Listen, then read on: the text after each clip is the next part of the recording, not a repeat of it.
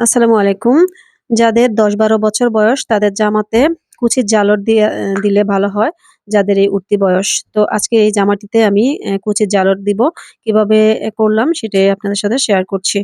এখানে একটি টুকরা কাপড় নিয়েছি যেটা হচ্ছে ৭ ইঞ্চি।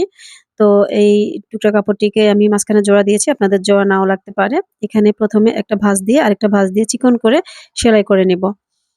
তো এখানে এটা হচ্ছে চিকন করে সেলাই করে নিচ্ছি। এরপর এটাতে কুচি দিব।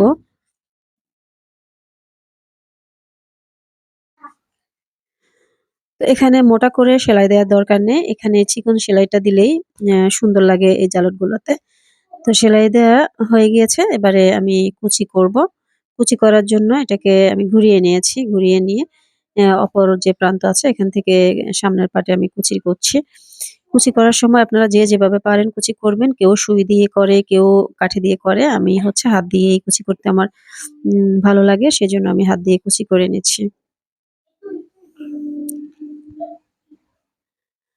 তো কুচি করে নিলাম। কুচি করার পর মেপে দেখতে হবে কুচি কি বেশি হয়েছে না কম হয়েছে। বেশি হলে আরো ২-১ টা কুচি বাড়িয়ে করতে হবে। আর কম হলে কুচি ২-১ টা খুলে দিতে হবে। তো আমি আগে দেখছি যে ঠিক আছে কিনা। তো একদম পারফেক্ট কিভাবে হয়েছে আমি জানি না। আমার একদম ঠিকঠাক হয়েছে। একটাও খুলতেও হবে না, বাড়াতেও হবে না। বা কমাতেও হবে না। আমি ২ পাশে একদম চিকন করে একটু বোটে সেলাই করে নিচ্ছি। যেহেতু ২ সাইড আটকাবো না জামার সাথে, এই ২ সাইড খোলা থাকবে, ছাড়া থাকবে। সেজন্য ২ পাশটা হচ্ছে চিকন করে বোটে সেলাই করে দিতে হবে।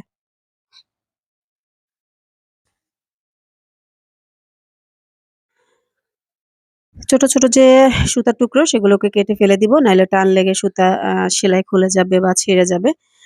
তো সেজন্য আলগা যে সুতাগুলো থাকবে সেগুলো আমরা কেটে দিব সুন্দর করে। একটা সাইড সেলাই হয়ে যাওয়ার পর আমি অপর সাইডটিকেও চিকন করে বোটে সেলাই করে দিচ্ছি। এক্ষেত্রে চাইলে এই জায়গা থেকেও মোটা করেও সেলাই দিতে পারে।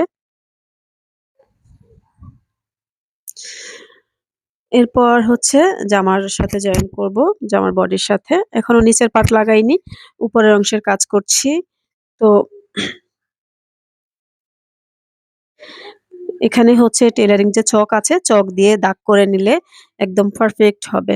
তো আমি দাগ করে নিয়েছি যাতে বাঁকা তেড়া না হয়, সোজা থাকে। তো উল্টা করে অপর দিকে থেকে লাগাচ্ছি কারণ পরে ভাঁ পাট করে এটাকে আবার চাপ সেলাই দিব এবং বাড়তি সেলাই দিব। সেজন্য এভাবে করতে হবে। আমি মেপে দেখলাম যে আবারও ঠিক আছে কিনা বা কোন জায়গা থেকে ধরতে হবে আমাকে সেজন্য আমি আরেকবার মেপে দেখলাম।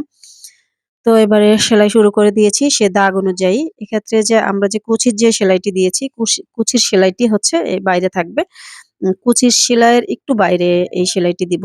তাহলে আর পরে যখন আমি উল্টিয়ে দিব তখন সেলাইটি, কুচির সেলাইটি আর এখানে কাপড়ের মধ্যে দেখা যাবে না। আশা করি আপনারা বুঝতে পেরেছেন আমি কি বলতে চেয়েছি। এখানে হ্যাঁ, জালরটিকে জয়েন করে নিয়েছি ১ম এ একটি সেলাই দিয়ে। এরপর উল্টা করে ওই একই জায়গা থেকে আমি সুতা কিন্তু কাটিনি আপনারা দেখতে পেয়েছেন। সুতা না কেটে আমি উল্টা করে এরপর একটা সেলাই দিয়ে নিচ্ছি। এক্ষেত্রে কুচিগুলোকে সমানভাবে সুন্দরভাবে ধরে, ধরে সেলাই করতে হবে।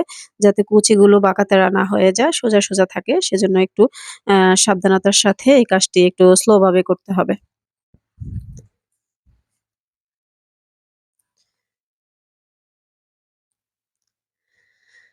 এই কাজটি করে নেয়ার পর আবারও সুতা না কেটে আমি ২ সুতা দূরত্বে আরেকটা সেলাই দিব। এতে এই জালরটি খুব দেখতে সুন্দর হবে। ২ সুতা দূরত্বে আমি আরেকটি সেলাই দিচ্ছি।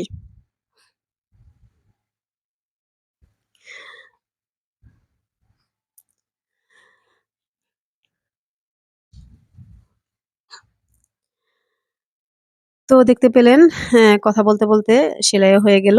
ভিডিওটি ভালো লাগলে লাইক করবেন, কমেন্টস করবেন, শেয়ার করবেন আর আমার চ্যানেলটিকে সাবস্ক্রাইব করে দিবেন। ফিরে আসবো নতুন, নতুন ভিডিও নিয়ে। সে পর্যন্ত সবাই ভালো থাকবেন।